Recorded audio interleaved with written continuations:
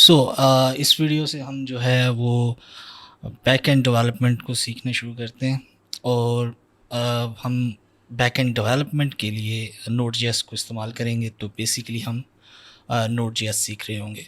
सबसे पहले मैं आपको बताना चाहूँगा कि बैक एंड डेवलपमेंट होता क्या है, लाइक इसका रोल क्या है वेब डेवलपमेंट में। तो अगर आपने पहले वाली सीरीज़ देखी है तो हमने एट द एंड एपीआईज़ को कनेक्ट किया था अपने ऐप से। उससे हम क्या कर रहे थे, हम बैकएंड से या एपीआई से डाटा मंगवा रहे थे। बैकएंड डेवलपमेंट का रोल बेसिकली यही है कि आपकी कोई भी एप्लीकेशन है उसका जो बिज़नेस लॉजिक होता है वो बैकएंड पे होता है। बिज़नेस लॉजिक शायद मैंने आपको पहले बताया हुआ है। एप्लीकेशन का जो मकसद होता है उसको उसका बिज़नेस लॉजिक कहते हैं और वो अक्सर बैक एंड पे ही होता है, जो जितनी भी एप्लीकेशंस हैं मोस्टली सबका। हम सबसे पहले इस चीज़ से शुरू करते हैं कि लाइक बैक एंड डेवलपमेंट का रोल क्या है। अभी तक जो हमने बनाया है वो हमने 3 लैंग्वेजेस यूज़ की हैं, HTML, CSS और जावास्क्रिप्ट, जिसको हम शॉर्ट में JS भी कहते हैं। ये 3 लैंग्वेजेस से हम वेब पेजेस बनाते हैं। तो इसकी प्रैक्टिस हमने काफ़ी कर ली है उस सीरीज़ में, जो लास्ट सीरीज़ थी, ठीक है।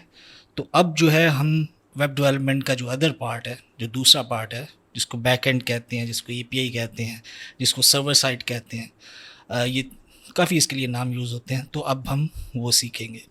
तो इससे बेसिकली हमारे पास बन जाता है एक वेब पेज। अगर मैं लाइंस के ज़रिए इसको रिप्रेजेंट कर सकूं, ये बेसिकली हमारा ये वेब पेज है, ठीक है। तो इस तरह हम इससे लाइक HTML से हम मार्कअप बनाते हैं, CSS से हम उसको स्टाइल करते हैं और जावास्क्रिप्ट से उसमें इंटरेक्शन ऐड करते हैं, ठीक है। जावास्क्रिप्ट से इंटरेक्शन ऐड करते हैं और जावास्क्रिप्ट से एक और बहुत इम्पोर्टेंट चीज़ करते हैं हम, जो कि हमने उस सीरीज़, जो पहले वाली सीरीज़ है उसके एंड पे सीखा था। वो ये था कि हम APIs को कॉल कैसे कर सकते हैं, ठीक है। फैच मेथड आपको याद होगा। हम फैच मेथड से APIs को कॉल करते हैं। अब हम इस सीरीज़ में जितनी भी ये वीडियोज़ होंगी इसमें हम वो APIs ही बनाएंगे और वो आता है बैक एंड डेवलपमेंट में। हमारी एप्लीकेशन कुछ हम अगर उसको चार्ट में शो करें तो वो कुछ इस तरह से नज़र आएगी कि बैक एंड जो है वो फ्रंट एंड से इंटरेक्ट करता है, ठीक है। और अगर मैं इसको रोटेट कर सकूं, आई डोंट थिंक मैं कर सकता हूँ। बैक फ्रंट एंड जो है या क्लाइंट साइड जो है वो बैक एंड के साथ इंटरेक्ट करती है और जो भी एप्लीकेशन का बिज़नेस लॉजिक है उसको परफॉर्म करती है, ठीक है। बैक एंड डेवलपमेंट अब जो है ना, ये काफ़ी ज़्यादा लैंग्वेजेस, इसके काफ़ी ज़्यादा फ्रेमवर्क्स हैं। ये मोस्टली प्रॉबली हर लैंग्वेज में हो जाती है back and development, like C++, जो कि इवन लोग यूज़ नहीं भी करते बैक एंड डेवलपमेंट के लिए, उसमें भी हो जाएगी अगर आप करना चाहेंगे।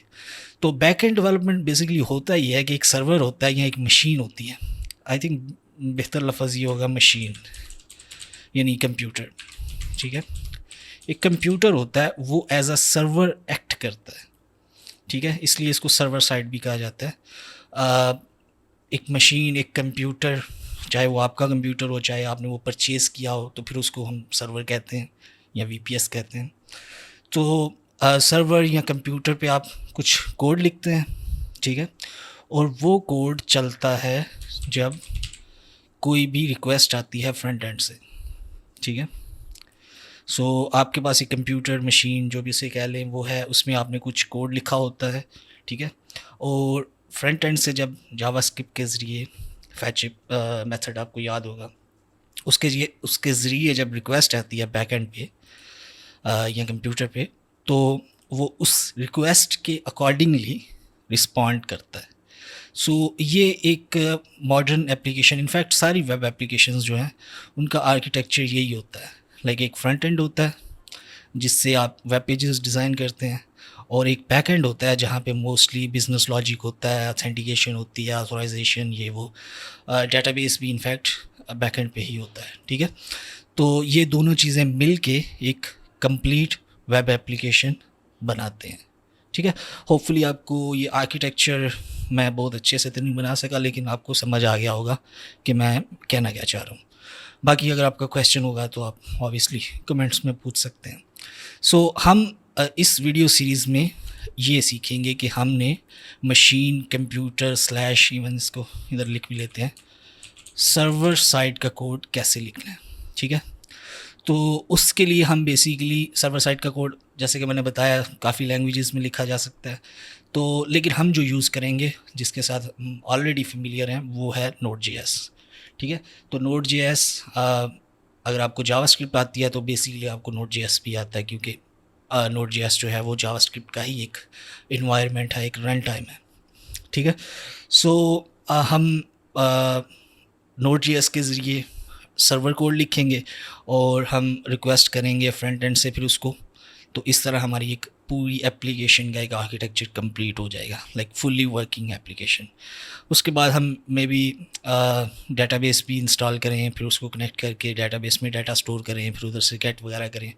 सो वो आगे सारा कुछ सर्वर साइड लेवल स्टफ है, और वही हम इस सीरीज़ में सीखने वाले हैं। तो आई थिंक और तो कुछ भी नहीं है एक्सप्लेन करने वाला। बाकी हम कोड में ही देखते हैं कि ये एक्चुअली ये सारी चीज़ें जो मैंने आपको बताई हैं, लाइक ये पॉसिबल कैसे हैं, ठीक है। जैसा कि मैंने बताया कि हम बैक एंड डेवलपमेंट के लिए Node.js को यूज़ करने वाले हैं, तो बेहतर है उसकी साइट खोल लें ताकि हमें कुछ मज़ीद इंफॉर्मेशन मिल जाएगी, लाइक Node.js है क्या, ठीक है। तो बेसिकली इसकी टाइटल या टैग लाइन ये है कि रन जावास्क्रिप्ट एवरीवेयर, और ये टैग लाइन वैसे भी चेंज होती रहती है इनकी। सो बेसिकली उनका मकसद ये है कि वैसे तो आप जावास्क्रिप्ट यूज़ करते हैं फ्रंट एंड के लिए, राइट, इट्स वेब पेजेस में इंटरेक्शन ऐड करने के लिए, लेकिन आप Node.js के ज़रिए सेम जावास्क्रिप्ट आप सर्वर्स बनाने के लिए भी यूज़ कर सकते हैं, ठीक है। तो जावास्क्रिप्ट हम इधर भी लिख सकते हैं और इधर भी लिख सकते हैं, ठीक है। तो यही हम बेसिकली करेंगे। तो हम शुरू करते हैं। मैंने एक फ़ोल्डर बना लिया है जो कि टोटली एम्प्टी है। उसमें हम एक फ़ाइल बना लेते हैं, लेट्स से server.js, ठीक है। और फिर हम इधर आते हैं, और इधर एग्जांपल उन्होंने एक सर्वर की दी हुई है जो कि तकरीबन 12 लाइन्स हैं, ठीक है। तो इसको हम कॉपी कर लेते हैं और पेस्ट कर लेते हैं, ठीक है। सो मैं लाइन बाय लाइन आपको समझा देता हूँ।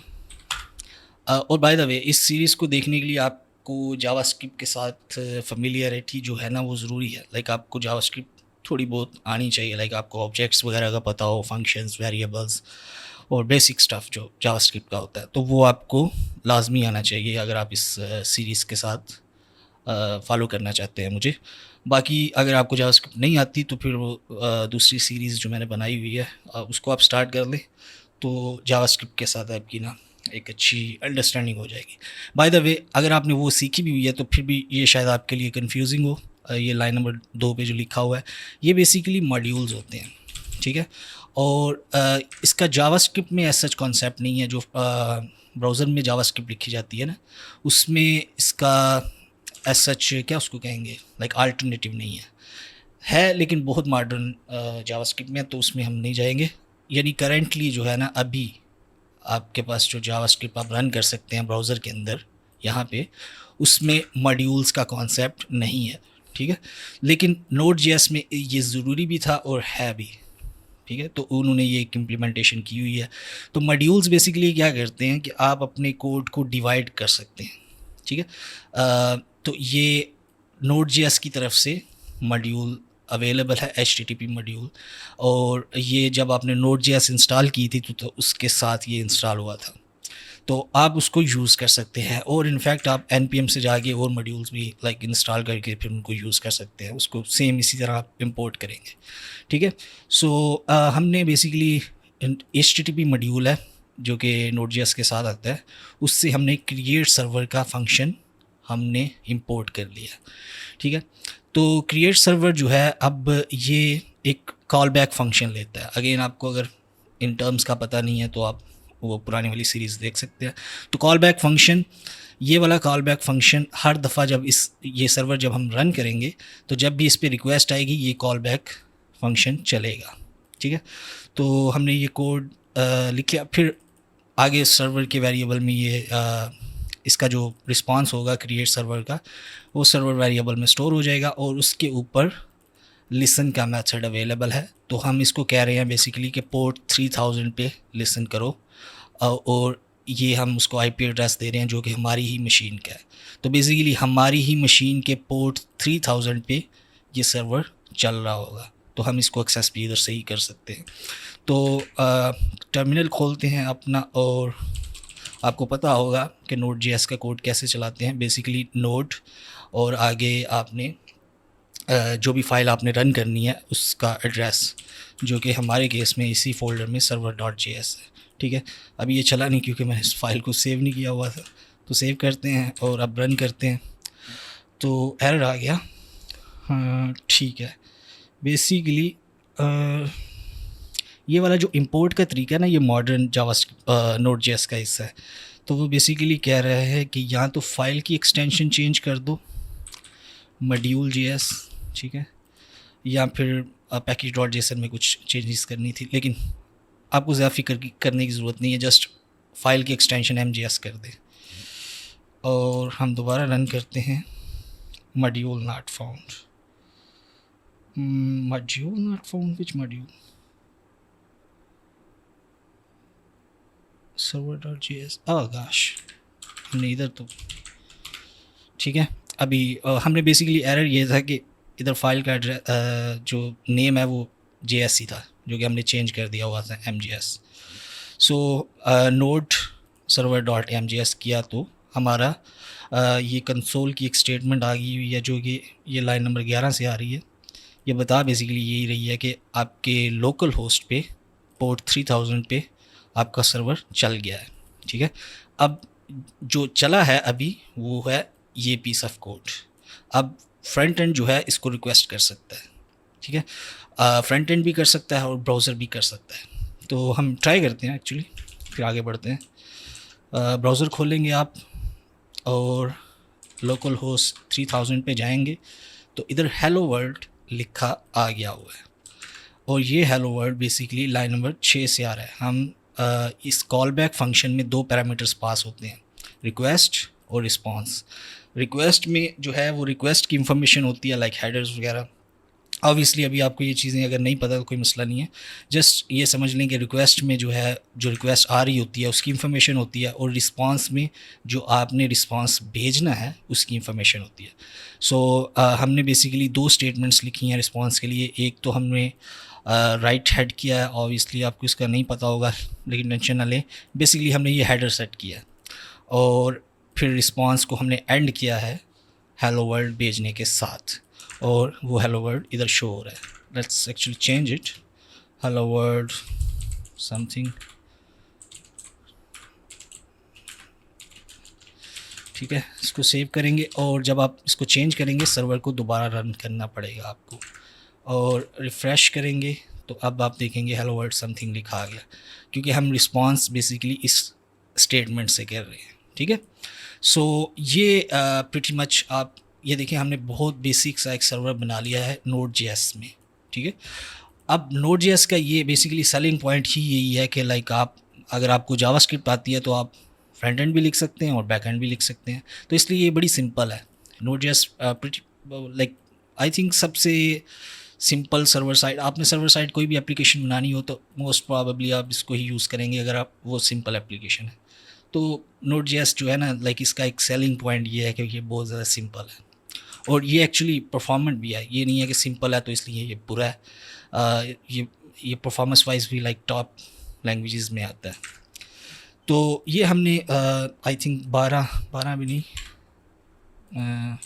कितनी लाइंस ली हमने, 9 लाइंस। इनफैक्ट इस कॉल बैक की भी ज़रूरत नहीं है, इसको आप रिमूव कर सकते हैं। ये जस्ट कंसोल में लॉग करने के लिए यूज़ होता है। तो 7 लाइंस में हमने एक सर्वर लिख लिया है। ठीक है, अब हम करते ये हैं कि हम कोई यूज़फुल चीज़ करते हैं। लेट्स एक्चुअली सबसे पहले ये देख लेते हैं कि रिक्वेस्ट और रिस्पांस ऑब्जेक्ट में हमारे पास आता क्या है। तो जैसे कि मैंने बताया कि ये जो कॉल बैक फंक्शन है, ये जो है इसमें 2 पैरामीटर्स पास होते हैं, एक रिक्वेस्ट और एक रिस्पांस। और हम देखना चाहते हैं लाइक रिक्वेस्ट में हमारे पास क्या इंफॉर्मेशन आ रही है। तो हम इसको सेव करते हैं, एप्लीकेशन को रन करते हैं। तो हमारा कोड जो क्लाइंट साइड पे है वो तो एज़ इट इज़ चल गया, लेकिन हमारे पास ये एक ऑब्जेक्ट कंसोल लॉग हो गया, ये रिक्वेस्ट का ऑब्जेक्ट है, ठीक है। और रिक्वेस्ट के ऑब्जेक्ट में आप देख सकते हैं काफ़ी ज़्यादा चीज़ें हैं, इनमें से कुछ यूज़फुल हैं और ज़्यादातर यूज़फुल नहीं हैं, लेकिन हम जो यूज़फुल हैं उनको हम देखते हैं। सो आई थिंक जो मैं ढूंढ रहा हूँ ना वो ये है कि इसका पाथ्स कहाँ से मिलेगा मुझे।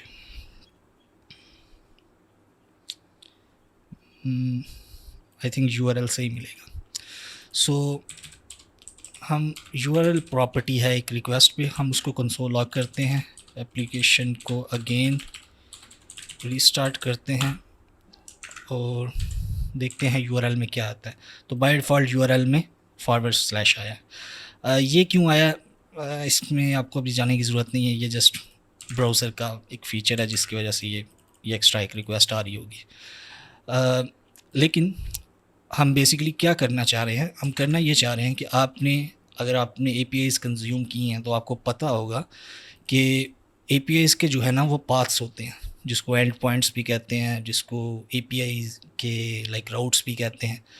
तो वो हमने बेसिकली बनाने हैं। तो हम लेट्स से हम अगर यूज़र्स पाथ पे जाएं तो हमें यूज़र्स की लिस्ट मिले, और अगर हमें लेट्स सी प्रोडक्ट्स का एक पाथ हो उस पे जाएं तो प्रोडक्ट्स की लिस्ट मिले। अभी तो ये हो रहा है ना कि आप किसी भी राउट पे रिक्वेस्ट करें सेम रिस्पॉन्स आ रहा है। तो हम बेसिकली ये नहीं करना चाहते। सर्वर साइड एप्लीकेशन का एक रोल ये भी होता है कि डिपेंडिंग ऑन द रिक्वेस्ट किस पाथ पे आई है उस पाथ के मुताबिक रिस्पॉन्स देना है, ठीक है। तो ये भी रोल होता है कि जो सर्वर ने परफॉर्म करना होता है, ठीक है। तो उस रोल को परफॉर्म करने के लिए हमें डिफ्रेंशिएट करना है कि कौन सी रिक्वेस्ट किस पाथ से आई है, कौन सी किस से आई है, ठीक है। तो अभी अभी आपके सामने मैंने प्रोडक्ट्स पे रिक्वेस्ट की, तो आप देख रहे हैं कि यूआरएल जो है ना वो स्लैश प्रोडक्ट्स है। और जब मैंने यूज़र्स पे की थी तो यूज़र्स की भी रिक्वेस्ट इधर हमारे पास आई है। तो हम बेसिकली क्या कर सकते हैं, हम इधर इफ़ कंडीशंस लगा सकते हैं कि if request dot URL equals to slash products, ठीक है। तो इधर हम जो है इस इफ़ के अंदर हम क्या करेंगे, हम प्रोडक्ट्स का रिस्पांस देंगे। और अगर हम इस रिक्वेस्ट पे जाते हैं यूज़र्स वाली पे तो हम यूज़र का जो है वो रिस्पांस भेजेंगे।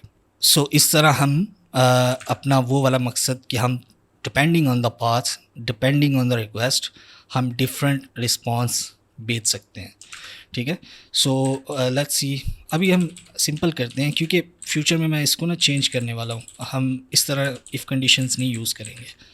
सो अगर रिक्वेस्ट जो है वो यूज़र्स पाथ पे आई है तो हम लेट्स सिंपली रिटर्न यूज़र्स, ठीक है। और सेम रिस्पांस हम ऊपर भी करेंगे। अगर प्रोडक्ट्स पे रिक्वेस्ट आई है तो हम सिंपली एक स्ट्रिंग भेज देंगे प्रोडक्ट्स। लेकिन अगर आपने APIs यूज़ की हैं तो आपको पता होगा कि अगर आप प्रोडक्ट्स वाले पे रिक्वेस्ट करेंगे तो आपको लाइक मे बी प्रोडक्ट्स की एक लिस्ट मिले जेसन फॉर्म में। सो यू नो अभी मैं सिर्फ एग्जांपल दिखा रहा हूँ। प्रैक्टिकल जो इससे हम टूल्स बनाएंगे, APIs बनाएंगे, वो ऑब्वियसली फंक्शनल होंगी। ये तो फंक्शनल नहीं है, ये जस्ट डेमोन्स्ट्रेशन पर्पसेस के लिए मैं आपको दिखा रहा हूँ कि कैसे हम depending on the request URL हम डिफरेंट रिस्पांस भेज सकते हैं, ठीक है।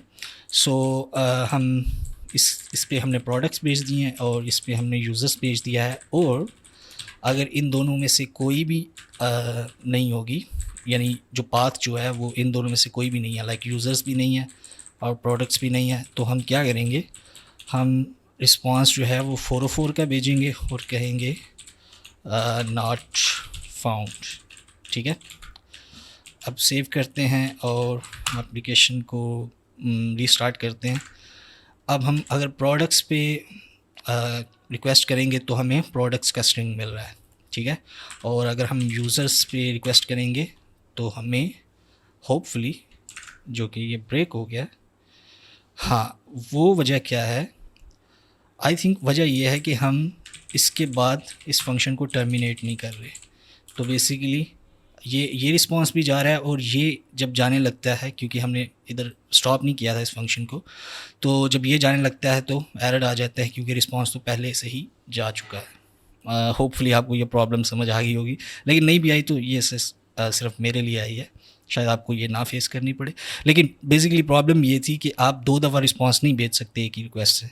तो अगर यहाँ से रिस्पांस चला गया है और फंक्शन फिर भी कंटिन्यू कर रहा है, तो इधर से भी रिस्पांस जाने की भेजने की कोशिश करेगा Node.js, जो कि पॉसिबल नहीं है क्योंकि रिस्पांस ऑलरेडी चला गया हुआ है। सो हमें बेसिकली हर रिस्पांस के बाद फंक्शन को टर्मिनेट करना है, यानी बंद करना है। सो हम इस तरह बंद करेंगे, इधर भी बंद कर देते हैं, वैसे इधर वैसे ऑलरेडी बाय डिफ़ॉल्ट बंद हो जाएगा। सेव करते हैं और हम एप्लीकेशन को रीस्टार्ट करते हैं। लेट्स सी, ठीक है। यूज़र्स पे हमें यूज़र्स मिल रहे हैं, प्रोडक्ट्स पे हमें प्रोडक्ट्स मिल रही हैं, और अगर हम किसी रैंडम यूआरएल पे जाएंगे तो नॉट फाउंड आ जाएगा, ठीक है। इनफैक्ट रूट पे भी जाएंगे तो फिर भी नॉट फाउंड ही आ रहा है, ठीक है। सो बेसिकली ये डेमोन्स्ट्रेशन पर्पसेस के लिए मैं दिखा रहा था कि कैसे हम राउट्स बना सकते हैं। इसको राउट्स, इसके लिए टर्म यूज़ होती है, पाथ्स कह लें, राउट्स कह लें, एंड पॉइंट कह लें, ठीक है। तो वेब डेवलपमेंट में एज सच ना कोई डिफाइंड टर्म्स नहीं है, आप मुख्तलिफ़ चीज़ों के लिए आप मुख्तलिफ़ टर्म्स यूज़ कर सकते हैं। तो मशहूर जो है वो राउट्स है। तो ये हमने बेसिकली 2 राउट्स बनाए हैं अपने सर्वर पे, ठीक है। तो हमारी जो मशीन है वो इस वक्त एज अ सर्वर काम कर रही है, ठीक है। इसीलिए हमने इधर पाथ जो है वो लोकल होस्ट दिया हुआ है। सो ये मशीन का जो हमने एड्रेस दिया है वो बेसिकली अपनी ही मशीन का दिया है, लोकल होस्ट। इसको लूप पैक आईपी भी कहते हैं, लाइक ये आपकी मशीन की तरफ ही रिडायरेक्ट करता है जो रिक्वेस्ट होती है ना।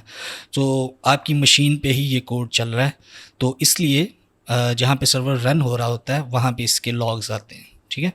अगर ये जावास्क्रिप्ट है और सिर्फ अगर जावास्क्रिप्ट ब्राउज़र में चल रही होती तो फिर हमें लॉग्स जो हैं वो इधर कंसोल पे मिलते हैं, ठीक है। लेकिन चूंकि ये जावास्क्रिप्ट हमने सर्वर साइड पे लिखी हुई है और हम ये अपनी मशीन पे ही चला रहे हैं, तो हमें इसके टर्मिनल पे इसके लॉग्स वगैरह या एरर्स वगैरह मिलेंगे।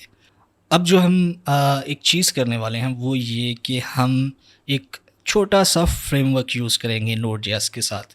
Node.js के साथ जो है लाइक आपने ये सर्वर बना लिया, ठीक है, ये अच्छी बात है, लेकिन ये ना एट सम पॉइंट लिमिटेड हो जाता है। लाइक लेट्स से आपने जेसन रिटर्न करनी है, तो आपको इसके लिए लाइक 3 लाइन्स शायद लिखनी पड़े। आपको कंटेंट टाइप का हेडर चेंज करना पड़ेगा, और फिर आपको जेसन को स्ट्रिंगिफाई करना पड़ेगा खुद, और मे बी 2-3 लाइन्स हो जाए। लेकिन ये Node.js का जो बेसिक सर्वर है, लोग इसको यूज़ नहीं करते। लोग इसके ऊपर कोई बना हुआ फ्रेमवर्क यूज़ करते हैं अक्सर। तो हम भी वही करेंगे। तो मुझे जो सबसे इजी और सबसे सिंपल फ्रेमवर्क लगता है जो कि Node.js के ऊपर बना हुआ है वो है Express.js।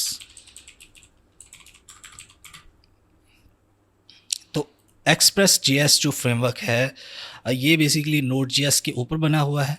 तो वो बेसिकली इस चीज़ को लेता है, यानी बिहाइंड द सीन वो इसी को यूज़ करेगा, इसी तरह वो क्रिएट सर्वर करेगा, इसी तरह सारी चीज़ें करेगा। लेकिन हमें जो है ना वो ईज़ियर तरीका दे देगा कि हम राउट्स को डिफ़ाइन कर सकें, हम ईज़िली रिस्पांस जो है वो जेसन में कर सकें अगर हमने एपीआईज़ बनानी है। तो इस तरह के ना फ़ीचर्स छोटे छोटे दे देता है ये Express.js, और लाइक ये बहुत ज़्यादा यूज़ होता है Express.js। आपने माइक्रो सर्विसेज का अगर नाम सुना है तो वो मोस्टली इसी फ्रेमवर्क में बनती है। सो ये फ्रेमवर्क नहीं है ऐसा, ये छोटी सी चीज़ है, एक लाइक क्या उसको कहेंगे, एक लाइब्रेरी है जो कि इसके ऊपर बनी हुई है Node.js के ऊपर, और ये बेसिकली इजीली एक्सेस देती है आपको कि आप सर्वर्स बना सकें। सो अगर हम इसकी गेटिंग स्टार्टेड गाइड पे जाएंगे तो ये एक्चुअली ये कोई इंस्टॉलेशन का तरीका बताएगा, लेकिन यह सच इतना कॉम्प्लेक्स नहीं है। आपको सिंपली मॉड्यूल एक इंस्टॉल करना है और उसको हम कर देते हैं npm install express। तो हमारे पास सभी नोड मॉड्यूल्स का फ़ोल्डर बन जाएगा, और ये 2 एक्स्ट्रा फाइल्स बन गई, ठीक है। ये मैं मॉड्यूल सिस्टम क्या होता है इस पे मैं होपफुली एक वीडियो बनाऊँगा, लेकिन अभी आपको इतनी इसकी फ़िक्र करने की ज़रूरत नहीं है। आप सिंपली समझ लेंगे ये 3 फाइल्स ज़रूरी हैं हमारे प्रोजेक्ट के लिए। और इसने बेसिकली एक्सप्रेस को जो है वो हमारे इस फ़ोल्डर में इंस्टॉल कर दिया है, इस फ़ोल्डर में नोड मॉड्यूल्स के। और इसको आपको चेंज करने की ज़रूरत नहीं है, इनफैक्ट आप इसको डिलीट भी कर सकते हैं। अगर आप इसको डिलीट कर दें तो दोबारा npm i की कमांड चलाएं तो ये बन जाएगा। अब हमने एक्सप्रेस इंस्टॉल कर दिया है, हम इसकी ही आगे हेलो वर्ल्ड वाली गाइड पे जाते हैं। सो एक्सप्रेस उन्होंने सबसे पहले कहा है इंपोर्ट करें। ये बेसिकली एक कंपोर्ट का तरीका है जो कि पुराना है, तो हम इसको भी यूज़ कर सकते हैं या इस तरीके को भी यूज़ कर सकते हैं, सेम ही चीज़ है। तो एक्चुअली ट्राई करते हैं ये वाला ही तरीका। हम इंपोर्ट करते हैं एक्सप्रेस को फ्रॉम एक्सप्रेस, जो कि अभी अभी हमने इंस्टॉल किया है, ठीक है। अब क्या करेंगे हम, दूसरी लाइन ये है कि हमने इस एक्सप्रेस को कॉल करना है और वो हमारा ऐप का एक ऑब्जेक्ट बना देगा। तो हमने जो एक्सप्रेस इंपोर्ट किया है उसको बेसिकली कॉल कर देना है सिंपली, तो उससे हमारे पास ये ऐप का ऑब्जेक्ट बन जाएगा। ये बहुत इंपॉर्टेंट है, लेकिन अभी के लिए आपको सिर्फ यही समझने की ज़रूरत है कि राउट्स जो है ना वो आप इसके ज़रिए डिफ़ाइन करेंगे।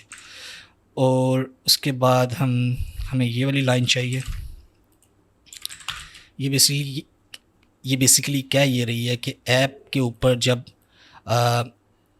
जो रूट एड्रेस है उस पर रिक्वेस्ट आएगी तो रिस्पांस क्या जाए, ठीक है। आप अभी से ही शायद देख सकते हैं कि लाइक ये कितना इजी है। इसके लिए आपको 2 लाइंस लिखनी पड़ती हैं, इसके लिए आपको सिंपली एक ही लाइन लिखनी पड़ती है। और उसके बाद तीसरा ये हमें चाहिए जो कि ऐप डॉट लिसन करेगा, और यहाँ पे पोर्ट हम मैनुअली दे देते हैं 3000 और हम इधर बता देते हैं कि ये 3000 पे चल रही है। अब इस वाले कोड को कमेंट कर देते हैं, डिलीट भी कर सकते हैं, लेकिन पहले हम कंपैरिजन कर लें। आप देख सकते हैं इसने ऑलरेडी कम लाइंस ली हैं, ठीक है। और ये बड़ा मॉड्यूलर सा सिस्टम है, लाइक आपने एक राउट इधर लिखा है, आप दूसरा राउट जो है वो ऐसे अलहदा लिख सकते हैं। यहाँ पे ये था कि सारी चीज़ें एक ही फंक्शन के अंदर आपने लाइक डाली हुई हैं, जो कि मैसी हो जाता है एट सम पॉइंट। तो इससे फ़ायदा ये होता है कि आप अपने राउट्स को डिफरेंट मॉड्यूल्स में रख सकते हैं, ठीक है। तो प्रोडक्ट्स का राउट ये होगा, और उसके अलावा यूज़र्स का रूट था एक, वो इस तरह होगा, ठीक है। तो हम इस एप्लीकेशन को अब रन करते हैं, देखते हैं कि क्या ये पहले की तरह ही चलती है कि इसमें कोई मसला है। एक्चुअली ये टेक्स्ट भी चेंज कर लेते हैं, यूज़र्स और प्रोडक्ट्स, और इसको हेलो वर्ल्ड ही रहने देते हैं। सेव करते हैं और sorry npm, I think application हमारी दूसरे टर्मिनल पे चल रही है। इसको रीस्टार्ट करते हैं। अब ये कंसोल लॉग जो है ना ये इधर से आ रही है, लाइन नंबर 18 से। हम रिफ़्रेश करते हैं तो ये हेलो वर्ल्ड आ रहा है, क्योंकि ये रूट पे रिक्वेस्ट गई है, ठीक है, कोई भी पाथ नहीं मिला आगे। और अगर हम प्रोडक्ट्स पे जाएंगे सो हमें प्रोडक्ट्स का स्ट्रिंग मिल जाएगा, और अगर हम यूज़र्स पे जाएंगे तो यूज़र्स का स्ट्रिंग मिल जाएगा, यूज़र्स, ठीक है। और अगर किसी और पे जाएंगे रैंडम तो कैन नॉट गेट, ये बेसिकली एक्सप्रेस की तरफ से आ रहा है, ये लाइक उनका 404 है। तो ये एक्सप्रेस फ्रेमवर्क जो है ये करता क्या है, लाइक आपको एक easy to use server provide कर देता है, जो कि Node.js प्रोवाइड तो करता है, लेकिन उसके लिए आपको इफ़ कंडीशंस और इस तरह की आपको मल्टीपल लाइंस लिखनी पड़ती हैं। और एक्सप्रेस ये है कि इन सारी चीज़ों को इजी कर देता है राउट्स बनाने को। और एक दो और चीज़ ये बड़ी यूज़फुल करता है जो कि ये नहीं करते, यानी Node.js वो प्रोवाइड नहीं करता, उसको मिडल वेयर्स कहते हैं। तो मिडल वेयर्स की जब हम सीखेंगे तो जब उसकी बारी आएगी हम उसको सीखेंगे डेफिनेटली। लेकिन ये एक बहुत लाइट वेट सा फ्रेमवर्क है एक्सप्रेस, और ये इसके ऊपर ही बना हुआ है, लाइक बिहाइंड द सीन यही चीज़ यूज़ हो रही है, लेकिन हमें जो है वो easy to use code provide करता है ये। ठीक है। तो आई थिंक मैं इस वीडियो को अब इधर एंड करता हूँ। अगली वीडियो से हम कोशिश करते हैं कोई प्रैक्टिकल कोई एप्लीकेशन हम बनाएं, तो उसमें हम राउट्स को यूज़ करें, उसमें हम होपफुली मिडलवेयर्स को यूज़ करेंगे, ऑथेंटिकेशन वगैरह इम्प्लीमेंट करेंगे, और बैक एंड डेवलपमेंट की जो भी चीज़ें हैं, लाइक बैक एंड डेवलपमेंट में यूजुअली क्या क्या चीज़ें होती हैं वो हम होपफुली सारी की सारी बनाएंगे, यूज़ करेंगे। तो आपको ये वाला जो हिस्सा है वेब डेवलपमेंट का वो भी समझ आना शुरू हो जाएगा। ठीक है, तो अगली वीडियो में मिलते हैं।